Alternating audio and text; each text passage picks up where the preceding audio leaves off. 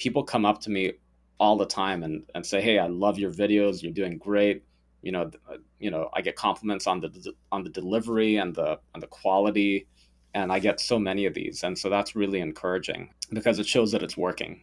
In today's video, we are diving into how to use video to streamline your sales process so that you can make that process simpler and have leads that close themselves. We're going to be talking with one of my students from Launch with Video, Rocky Butani, who has a business called Private Lender Link that you're going to hear all about in today's video. I'm Amanda Horvath, and I help eliminate the obstacle to getting you sitting where I'm sitting right now, in front of the camera, sharing your message with the world. So if you're ready to use video in your strategy this year, then be sure to subscribe and click the bell to be notified every time I release a new video. For the fastest way to get up and running on your video journey, be sure to check out the free resources that are linked in the description below. One of the things that people don't recognize when it comes to video is that it can do the work for you in advance of having to speak with prospects and educate them all over the phone, which for those of you that have done sales calls, you know it can be a long process. So today I am bringing on Rocky Butani, and we're going to be diving into how he has used video to make this happen within his own business. So Rocky, welcome to the Cool. show. Thanks for having me. So I want to dive straight in and kick things off by kind of introducing your business and what that looked like before we met in terms of how you were using video and how that was kind of shifted over the time of going through Launch with Video and where it is today. My business is really a website where people can find private mortgage lenders throughout the country. And my initial strategy, which started in 2017, was to really focus on promoting the lenders that are listed on the site, where I'd go interview them and then I'd find out information about their programs and about their company. And those are the videos that I would produce and promote. But I later realized that that wasn't really a good strategy for my business. It was great for the lenders; they were getting all this free marketing. But I decided to change the strategy to where I provide information about private mortgage lending to real estate investors, mortgage brokers, and to also lenders themselves. So, I started producing some videos, but they were really low quality, and I was really not happy with how they looked. And so it was about 2019 or so that I found you and decided to really up the game or up the quality with my videos. Yeah, it was kind of fun. Just a little background for everyone too. So Rocky caught me right before the transition of I was actually still shooting and editing videos for clients and then slowly transitioning into the online course business, which happened in 2020. So and I like showed up, shot some conferences with him in person. But in doing this, it also started to give me ideas of how he was using video and how he could get more strategic. And so when January of 2020 came around and I launched my online course, he ended up joining as part of the first cohort to go through Launch with Video, which at the time was called the DIY Video Roadmap. And he immediately took off with it. Like I've been so impressed with how Rocky has taken in the information, taken it to that next level as well in terms of he went for the tier 3 gear, right? So he's like, I'm not shooting on my phone, I'm buying all the top gear, like taking it to the next level from that lens. And yet, at the same time, he is a full-time business owner running his business. Content is happening on the side. So I would love to hear how you're approaching video today and how you're kind of navigating this world of running a business while also creating videos. Sure. So when I decided to change my video strategy and start shooting videos of myself educating the public about private lending, I knew it was going to be a commitment, and I knew I'd have to really be consistent, and so I had to prepare mentally for that. And so what I did is I came up with some various topics about private lending, kind of what people ask me frequently whenever they reach out, and I started with those topics, and they ended up being long form videos of anywhere from 5 minutes up to 8 minutes, and I started with those topics, and then in I think it was, I didn't really get consistent and good at it until probably early 2021. And then I really got in the flow of it, and I got consistent. I shoot one video a week, or I publish one video a week. I try to shoot more in batches, but there are some challenges with that. So I'm getting better at it. But that's really how I got it started. Yeah, and I want to kind of hit upon that process. So if like he joined the program in January of 2020, but the consistency didn't necessarily kick in until 2021. And I think that that's an important distinction that people need to recognize. Like a lot of people, they think, oh, I'm just going to learn this video thing and right away it's going to click and I'm going to make it happen. And there's kind of this gestational period. I don't know if that's the word, right? Like, a lot of people talk about this that go through my program. They're like, I had to like think about the strategy. I had to learn the game. I had to get the things set up. I had to like build the space in and almost have that like feeling of, oh, why am I not executing on this? Like, I'm ready to make it happen. And then make the commitment to like, okay, now I'm ready to make this a reality. So I would love to know like what was the thing that made this switch happen of like, okay, I'm ready to now be consistent with it. I'm not sure how many other people go through this, but it was, it might be kind of silly, but I kept thinking too much about, oh, I don't have the right lighting yet, so I'm going to wait until I have that done, or I got the gear, but I tried it out and it sounds like crap, and then I kind of got discouraged and I said, okay, I'll put it off. I'm not ready, and I was just really picky about the quality, because for years prior I was shooting videos with poor quality, and I really got fed up with it, where I decided I didn't want to start really producing videos until I was really good at it. But the problem is you don't get good at it unless you practice and you make mistakes. So it slowly just got better, and then I finally just said, okay, forget it. I'm going to just do it. And then even in 2021, the first few videos that I really spent a lot of time on, there were still some things with the audio that I didn't like, but I still improved those after a few, and then it just got to a point where, okay, I got this down. I've got my set all done. I've got a good template, and then it just became easier. Yeah, that perfectionist mode, right? Like I tend to attract a lot of perfectionists because I myself am one as well. And I think it's like overcoming that hurdle of like, because I looked at Rocky's videos and I'm like, man, you're like taking this to the next level. This looks and sounds better than my videos in some ways. And so I think that it's, we all are our biggest obstacle in terms of like actually getting up and making it happen. And also, I would love to talk about this transition too, because previously on your channel, and I will link to Rocky's channel in the description below too, so you guys can go check it out. But previously, you were more so, like you said, you were promoting your guest. You were talking about them. You might have been on camera interviewing them, but primarily the spotlight was on them.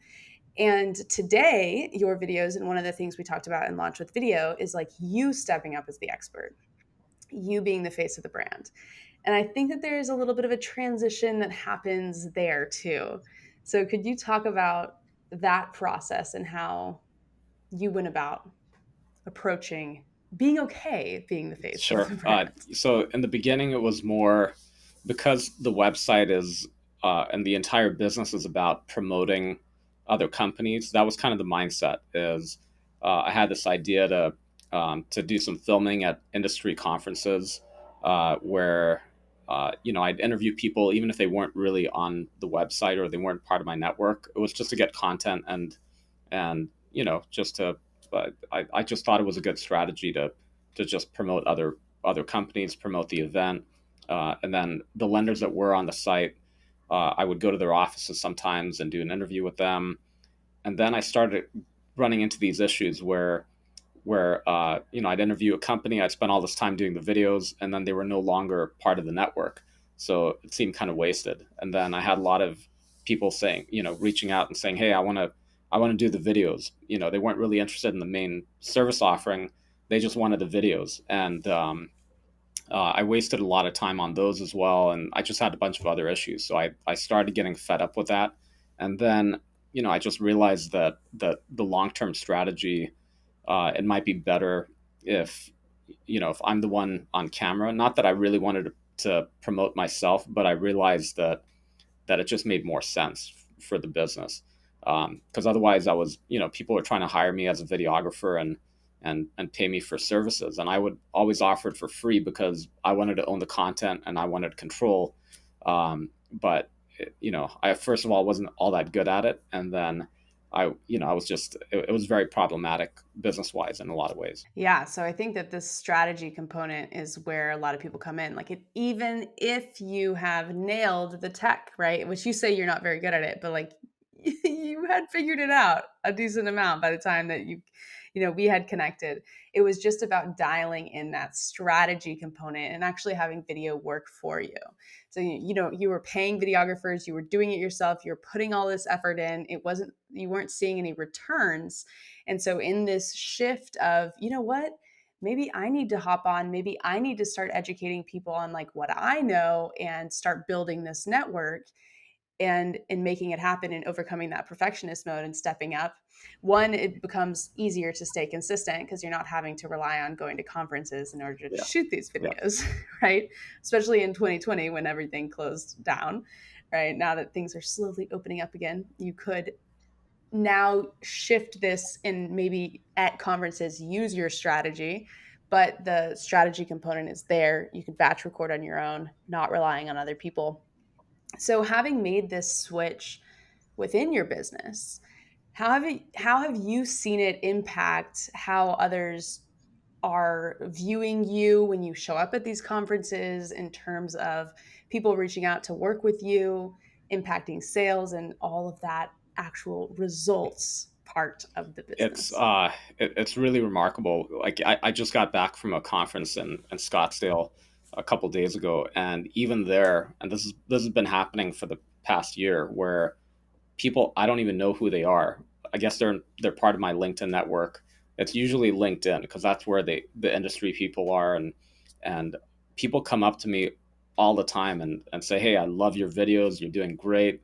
I get compliments on the delivery and the quality, and I get so many of these, and so that's really encouraging. And that started happening um, probably about 9 months ago, and it's just every single event. It's people I already know, but the ones that I don't know are the ones that are really more exciting, um, because it shows that it's working, and they may not end up being a customer or client or listed on the platform, but they'll probably spread the word, and there's a lot of benefits from it if it's not direct sales. Absolutely. Like I talk about a lot, like a video strategy takes your word of mouth referrals and puts them, like it lights it on fire, right? So it's like all of these individuals that are now seeing you, they know you, they see you as the expert that's making this happen. They're attaching private lending with Rocky, right? And private lender link together. And so when they meet someone who is needs the services that you offer, they might refer them to you.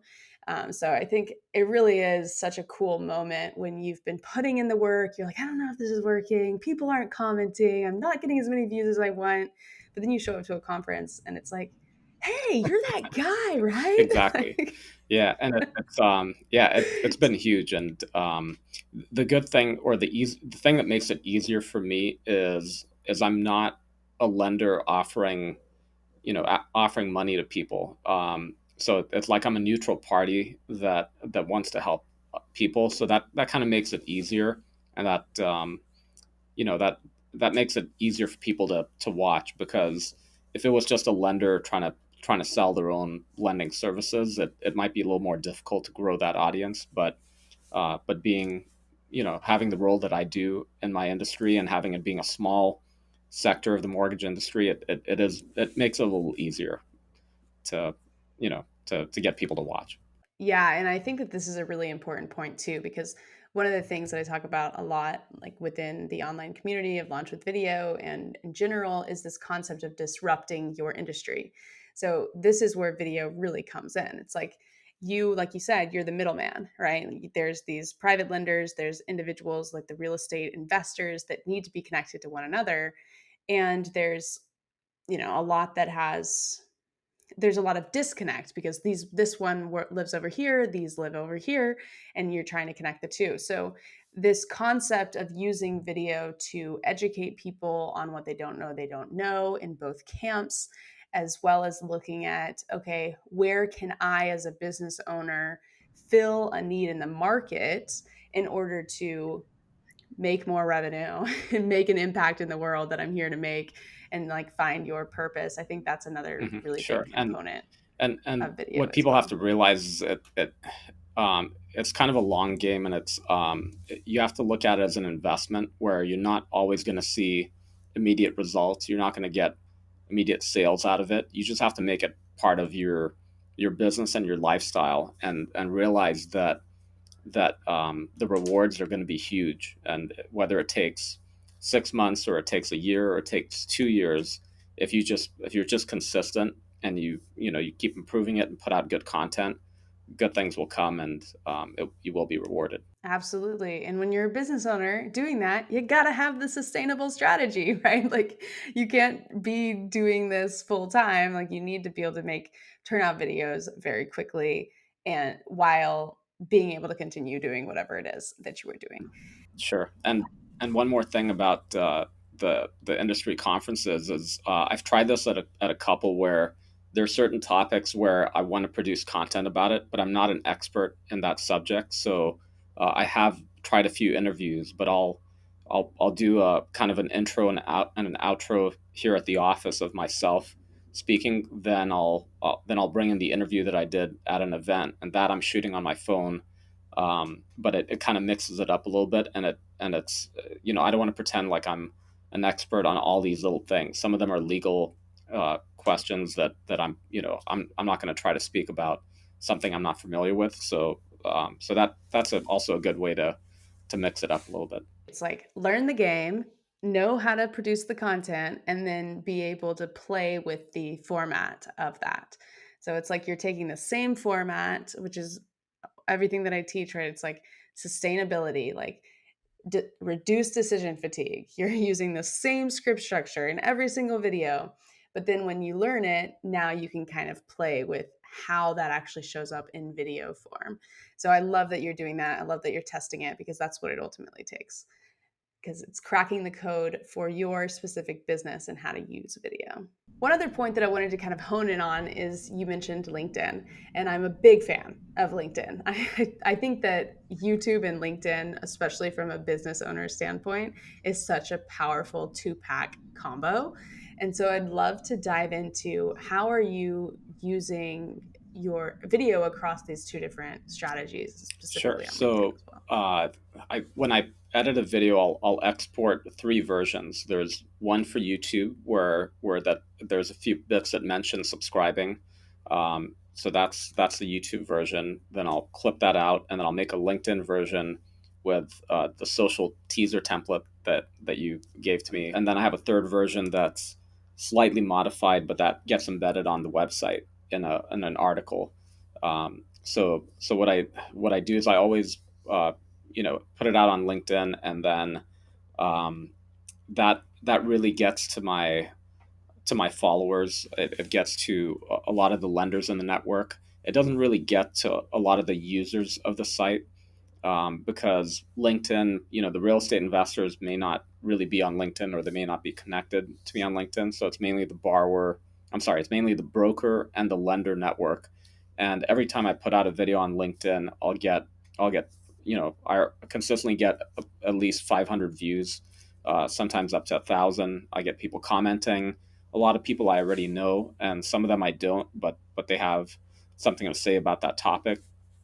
So that's really huge, and that's really where it makes an impact that I can feel, because there's part of the business model is there's a number of lenders that are paying to be on the website, and I get a lot more interest from those lenders that I don't know, but even the ones that are already a client, they really appreciate that I continually produce content that they can also benefit from. And then on YouTube, at YouTube, I haven't spent enough of an effort on really growing the audience there. I really just put out the videos, and then I include the descriptions, and I have the right keywords, but not always the most popular topics. So with YouTube, I've kind of decided to just put the videos out there, and hopefully I'll get views. And I really need to make more of an effort. I put more of an effort on LinkedIn than I do YouTube, but it's just something where I need to learn it more, and I need to maybe I need some help with it, and that'll eventually grow. And I think those are my two primary platforms. There are a lot of potential users on Yeah, Facebook and Instagram, but I just, it's not, those are not platforms that I use on a daily basis. So I just haven't really taken advantage of them. yeah, and I love this because I tell people all the time, like, if you're trying to do LinkedIn and YouTube, it might be a little much. So, like, knowing that the priority is LinkedIn, and but at the same time, kind of building this YouTube platform in the background with that video, like, you're doing it in a great way. And I think that LinkedIn translates to when we're talking about using video to automate your sales system and attract more leads coming in. LinkedIn is a great way to do that quicker, right? So you get that satisfaction of 500 to 1,000 views. You're getting comments, you're getting DMs, people are reaching out. It's shorter form content. The social teaser template that Rocky mentioned, I'll link to it in the description below. But it's also like just a strategy. It's like a 1 minute video with the title at the top and the subtitles at the bottom to kind of get, capture someone's attention very quickly. So I think that that's awesome. I'm glad we touched upon the differences there. And then what's great too, and this is where Rock and I continue to come into each other's world and like grow and evolve together, is when he is ready to put gas on the or yeah, gas on the fire over at YouTube, he's set it all up. And it's just a matter of finding those targeted keywords that people are searching for. And all it takes is one or two videos to hit the algorithm in order for the channel to have an influx of subscribers. And now he, becomes, he's really playing that YouTube game. And when that starts happening, it's like, oh, great. Now I can make money from affiliate sales, from ad revenue. I could even have an online course that somehow, grows and evolves into that other direction or whatever it is. So there's so much opportunity of where things can go from here, which is exciting. Yeah. And for my business, the way I've approached this is that I produce the content just because I think it's relevant content. I haven't really taken advantage of YouTube and its algorithm, and really producing content for what people are searching for. So I really need to switch gears on that, and I'm almost ready to start doing that. My call to action on all my videos is I talk about a certain topic, and then I always say, hey, if you're looking for lenders, here's how you do it. Go to our website, and I'll always, a lot of times I'll do a screencast recording to show what the website looks like. So it's a little bit of, it's easier for my business to where I have that call to action, and that really just helps a lot. So if I can get some of that other revenue just from you taking advantage of YouTube, that would help as well. Yeah, and this once again brings it back to that iterative process, right? So if we went back to the beginning where we were talking about, he joined the program in 2020, January 2020, but it didn't get consistent until like 2021. That first stage is getting through the tech, getting through the strategy component of how do I get comfortable on camera? How do I step up and be the face of the brand? And then it starts to become like honing in on that strategy, being playing that consistency game. How does it work to batch record videos, get it up, make it happen in the editing room, which I do want to hit upon before we wrap this video, which we're coming to the end of it, guys. Um, which, by the way, if you're finding value in this, be sure to click like, drop your comments below letting us know. So with those things, right, that those are like phase one, phase two, then phase three begins to be the like really scale online, start implementing a different strategy, start making new revenue streams and different things like that. And what's great about kind of how Launch with Video is set up is that at any point in time, Rocky can come back into office hours and be like, all right, I'm in phase three. Like, where do I make this happen now? And so it's this iterative process and this supporting community to really get you up and running no matter where you are in the journey.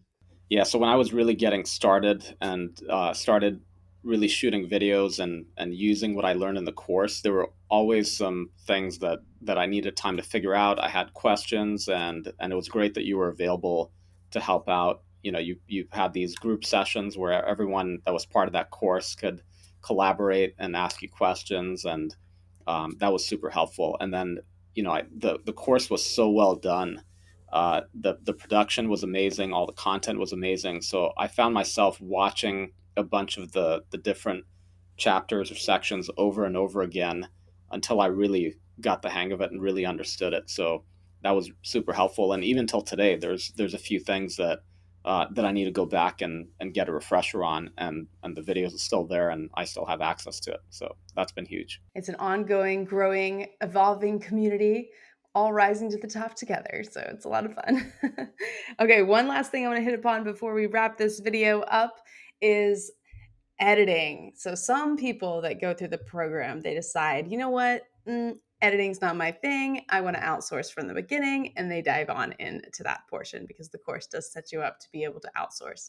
Now, some people love editing and they enjoy the process of going in there and getting creative and having a systematic approach to it that doesn't take a ton of time. So I would love to hear kind of where you fall on that scale and how you approach editing, especially with being a business owner. Sure. So editing is definitely a really difficult thing when you're first getting started. It was so painful for me to try to figure it out. I had to take a course on Adobe Premiere Pro, and then even then, you don't really learn it until you actually use it, and you make mistakes, and so that was kind of a journey, and it was a bit painful at times, but you know, with when I took your formula, I really created a template.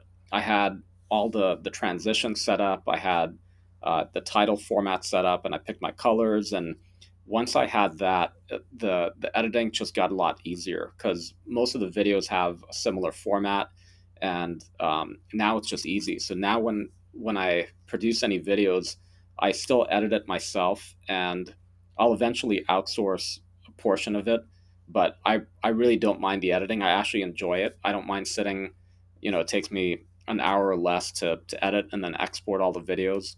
And to me, it's enjoyable. It's sounds weird, but it's a bit therapeutic, sort of, where I could do it in the evening, after work hours, or I could do it on the weekends, and it's become a lot easier for me to do. Yeah, I think that there's a certain flow that happens with editing that I love when people click into that and they get to experience it. Like time disappears, you're in it, you're making it happen. You have a step-by-step formula that you're following, which is what I teach in the program, and it's like it's just a matter of taking that next step, taking that next step, taking that next step, placing that graphic, switching things up, like looking at yourself on camera too and seeing, ooh, I kind of want to change that next time I film. Like that's how you get better on camera. That's how you evolve your script writing process, like all of the things. So I love that you do love that part. And when you do get to the point where you're ready to outsource, you will have an awareness around what the editor is doing and be able to manage that editor better, as well as take where they left off on the project and take it one step further if for some reason you need to make tweaks. So that's another really great bonus of it.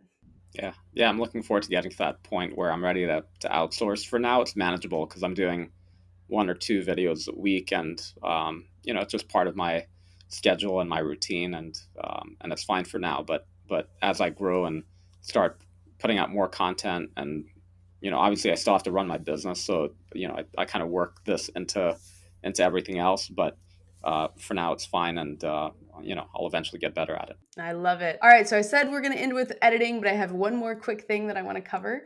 So, for someone who is out there, they're watching this video, they are thinking about maybe joining Launch with Video, but they're not totally sure, like, oh, is right now the time to do video? Should I even join a program to make this happen? I would love to hear your advice to them if they're on the fence. What would you tell that person who is thinking about diving in? I'd say just first make sure that you're ready to really focus on this and make the move and actually start producing videos, and this I think is the best way to do it. I really wish I found Amanda, you know, before I started shooting video and winging it and doing it myself and just watching YouTube videos to try to figure it out, because it just wasn't good enough. The results weren't very good. So having a course like Amanda's was pretty amazing, and the collaborative aspect of it, to watch other students go through the same journey and just ask each other questions was super beneficial. So I highly recommend having a course like this where it's done by an expert and it's really well thought out, and that I think would really help get you in a better position to produce videos and grow your business. So you heard it from him, you guys. Let's get you on the fast track, make it happen. Come join Launch with Video. I will link to it in the description below. Rocky, thanks so much for being on the show, showing up today, and giving us your knowledge in this area. So hopefully you learned a thing or two about how to use video to automate your sales process and increase the leads coming into your business in this video. If it was helpful, be sure to click like and drop your comments below. It really helps me out. Plus, we just love to have a dialogue to hear how you are going about this process in your own business and what questions or obstacles are arising for you. So be sure to drop those in the comment section below. Thanks for watching, and I'll see you in the next video.